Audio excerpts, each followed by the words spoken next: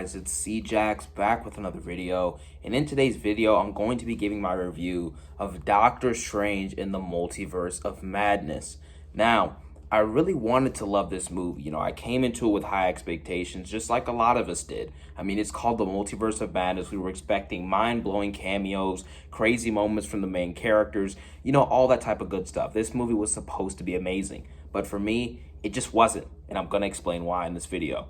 First off, let's talk about the things that I did like in this movie. And the first thing that jumps out to me is the nice horror element that director Sam Raimi added into this movie. I thought it was very creative, and it was a new addition to the MCU that kind of worked, in my opinion. I wouldn't say it worked all the time, because some of the horror didn't really work. They didn't really show some of the deaths on screen, but I guess you can't in a PG-13 movie. However, it was a nice element to see in a Marvel film, and I thought it was cool. And I also thought that some of the camera transitions, some of the editing styles, some of the shots, it was pretty cool to see a director get most of their vision put out on the screen. So that's basically the only good things I can say about this movie. And the opening sequence with Doctor Strange at the wedding was pretty fire. But outside of that, let's get into the things that I did not like about this movie.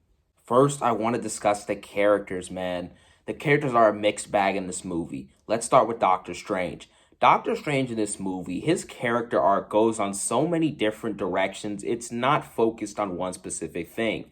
And honestly, I don't think it works in this movie. He starts off the movie, a guy tells him, oh, why did you snap? Why was there only one possibility? You couldn't get the girl, all this other stuff. And I'm just like, okay, I mean, what is this scene? What does it do? And then he starts talking to Christine at the bar, and I'm like, okay. And then there's a guy who asks him, are you happy? And I'm like, why is his character arc all over the place? He wants to be happy. He wants to have a love life. He wants to do this. He wants to do that. You got to focus on one main central thing and make him grow on that aspect. And I feel like by the end of this movie, you don't feel like he's grown in any way, shape, or form. I mean, nothing changes. And his little side plot storyline with what's that girl's name? Christine Palmer? I almost called her Rachel. But Christine Palmer in this movie, her storyline's underdeveloped. Why should I care that their love relationship doesn't work out when the movie doesn't explain why, besides he always had to have the knife? That doesn't show me what happened, and that doesn't invest me in their love relationship. He had his moments in the movie and some solid action scenes, some character moments and stuff like that, but there was no real sound direction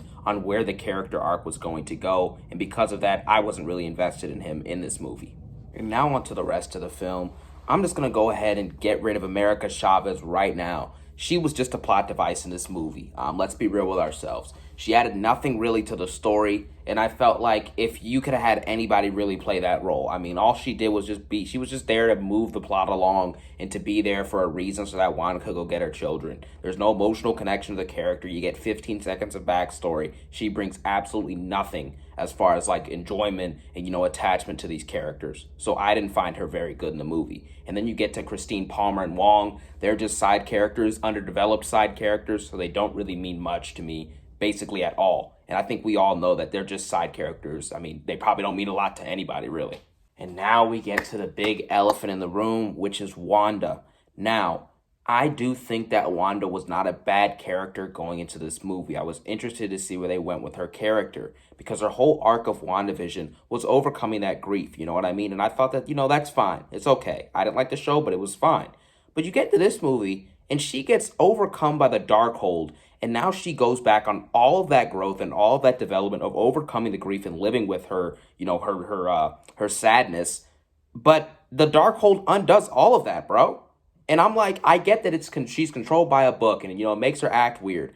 But why would the writers make it so that it undoes everything she had done up until this point? It makes everything that happened before for her kind of irrelevant, in my opinion. And I also think that the fact that the Darkhold only gives her the ability to grieve for her children and want her children back doesn't make sense. Because if you can get your children back, why would this book not open up a possibility for you to think to get your husband or your brother back? Vision and Pietro Maximoff are two of the biggest catalysts in Wanda's development and her arc and her whole entire existence in the MCU. So how and why are they not in this movie? It doesn't make sense. The Darkhold makes her want her children back, but she doesn't want back her husband and her brother? What?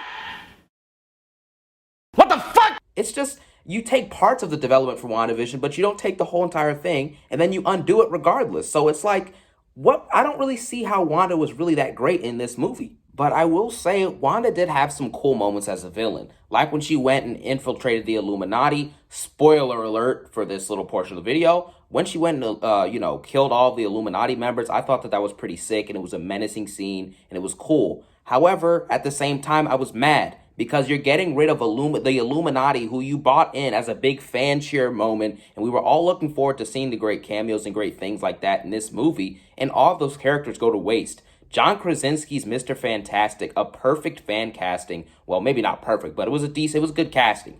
He comes into the movie and he just gets bodied in seconds. And same with Black Bolt. And same with Monica Rambeau's Captain Marvel, and same with Captain Carter. So what is the point of bringing in those characters and killing them off? To show Wanda's powerful? We already know she's powerful. No duh, dude. So I don't really understand the point of the Illuminati in this movie. It wasted a big 15-minute portion of the movie probably, and it didn't hit for me. I'm going to be honest with you. Like I said, even though the cameos, I should say, don't live up to the hype in this movie, and they bring nothing to the story, unlike the cameos in No Way Home, which were done amazingly, that's not the biggest issue with this movie. The biggest issue lies in the characters themselves. Doctor Strange was better in Infinity War. He's not good in this movie. Wanda was done better in WandaVision than she was in this movie. And the other characters are just stowaways. They're not even, America Chavez is a plot device, but Christine Palmer and Wong are just there. They don't do anything. There's no attachment to their characters. There's no attachment to any characters in this movie, if I'm being honest. And when you don't deliver on the main hype, the main selling point of your movie with the Illuminati and the cameos,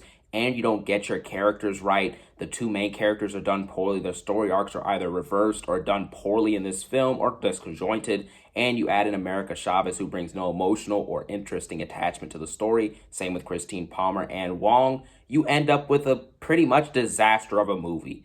Overall, for my final thoughts on Doctor Strange in the Multiverse of Madness, I'm going to give the movie a 5 out of 10. I originally gave it a 6 out of 10, but I'm bringing it down a ranking because when you don't have any good characters, you don't have a movie. And when you don't live up to the hype, that also lessens the experience and the enjoyment of the movie. So overall, I think from the pacing issues to the disconjointed story arcs to other plot elements that don't work, I think that this movie is an absolute disaster. So yes, 5 out of 10. This movie is bad. But with that being said, let me know what you thought of Multiverse of Madness in the comment section below. And as usual, everybody, have a great day. Push up. Push up.